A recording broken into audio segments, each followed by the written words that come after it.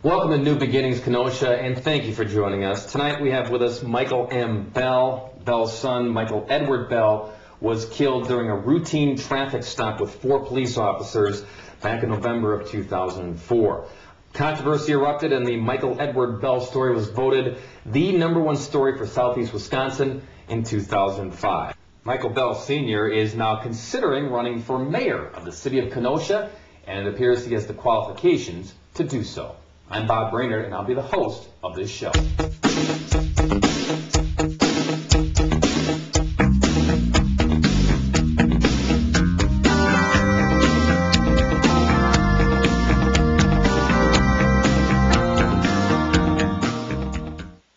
It is a pleasure to welcome to this program Michael M. Bell. He's an Air Force man who started his career as an airman jet mechanic and worked himself through the ranks. Now a retired lieutenant colonel, he flew for the United States Air Force in support of Desert Storm, Bosnia, Kosovo, and most recently in Afghanistan. A father of 6 and a self-made man, he and his wife Susan currently own and operate Wisconsin Apartment Investment Group, which provides housing for 200 families throughout southeast Wisconsin. Mr. Bell, good to have you again with us, and welcome to the show. Thank you, Bob.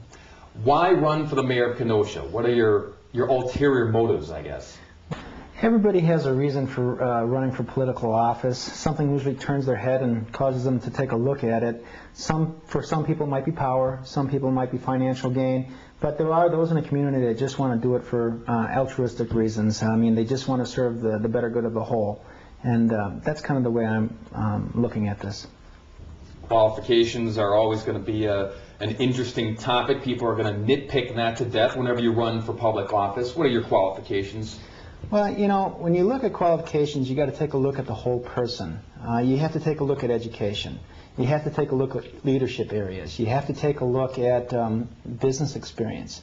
And when you take a look at all those different areas, you have to measure those against everybody else that's running and then determine whether that person has the qualifications or not. Obviously, you've heard my business experience. You've heard my leadership experience in the Air Force, and I think those are good determining factors of what my qualifications are to be the mayor of Kenosha. I'll be the devil's advocate here and say that one of the potential snags along the way is that you have never been a politician. Do you see that as a potential problem down the line, venturing into this field for the first time? Well, look at it this way.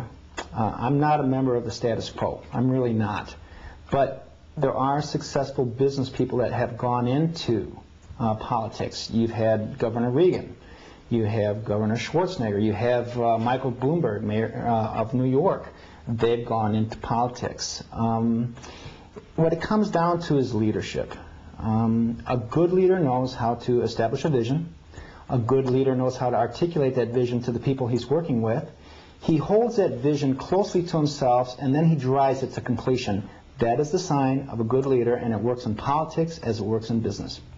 We're chatting with Michael Bell, who is considering running for mayor of Kenosha. What are the issues in this city that you're about to tackle? I think the #1 issue comes down to people. I mean, you can talk around the subject, you can talk about infrastructure, you can talk about tax incremental financing, but really you got to take a look at people. Give you an example. I put an ad in the paper for one of my employees. I just needed somebody to come in and do some cleaning. One simple ad generated 215 phone calls in one day. That tells me there's a tremendous amount of pressure. There's a declining work base and an increasing population base, and people just aren't even surviving out there anymore. I mean, they're really, really working hard trying to just make ends meet, and I think that is the #1 issue here in Kenosha. Mike, you and your family, of course, have been in the news quite a bit in the past couple of years. Your son killed in an incident involving the Kenosha Police Department. Are you anti-cop, or are you running to avenge your son's death? Absolutely not. Absolutely not. What's important here is to remember that I flew with officers in my Air National Guard and Air Force career. They were under my charge. I have a tremendous amount of sympathy for officers. I mean, I know exactly what they're encountering out there in everyday life. This has nothing to do with that. One of the things that was important to me is 6 days after my son was killed, I had gone to the Pentagon and I had gone to the National Guard headquarters in Madison. And I asked them, let me bring these officers on board. Let me bring the senior officers on board so that way they can see how we train in a high-threat environment and maybe something can pass on to them. Would I be doing that if I was anti-cop? So So where do you stand on forming a relationship with law enforcement? I have a problem with what I call bad element. And I think that people aren't correcting the situation. Politicians at the state level aren't addressing the problem. The strength of the police union won't let them do that.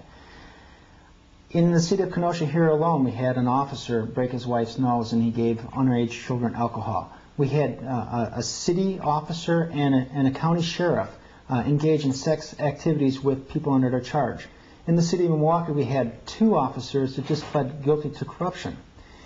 I consider that a bad element. And I think what we need to do is ask ourselves as a community, should these officers, possibly having bad elements in there, have the undisputed right to take someone's life without unbiased or impartial review? That's a big question that we have to ask ourselves as a community. Mike, there have been problems with kids in the area. How would you plan to bridge the gap between the local government and the children in Kenosha? And this is something I'm very passionate about. You have to groom our children in an environment where they stay away from drugs and alcohol. And it's something that's not an easy problem to solve, but there are answers out there. And I think government working with the school board and also other local officials and also possibly nonprofit agencies that work with kids and the churches can come together and create an environment where we can steer our kids away from drugs and alcohol. If the votes would go your way, what type of mayor would you like to be? I guess it's not going to be any different than who I am today. I mean, I'm really based on service, but I do set limits and boundaries, and that's an important part of it. And I guess I'm really passionate just about people. And finally, Mike, I take it that win or lose in this election, you sort of feel that you have a message for the people of Kenosha. I think that's a really good question, and my response to that is this, is that win or lose, I think the important thing that comes out of this is that the mayor is the leader of this city. The mayor is the one that sets the tone and is responsible for the people that are under his charge. And if there's problems within the city and you don't like that, then the most important thing that you need to do is this. You look towards your mayor, and if he's not doing his job, you bring in somebody that does. Thank you. I'd like to thank our guest today, Michael Bell, for taking time out from his very busy schedule to sit down and talk with us about his ideas and his qualifications to run for the mayor of Kenosha. Michael, all the best to you. Thank you very much. If you would like more information on Mike, please visit the website at newbeginningskenosha.com, and please check back here for more updates in the future. This is Bob Brainerd from New Beginnings Kenosha. Thank you for joining us.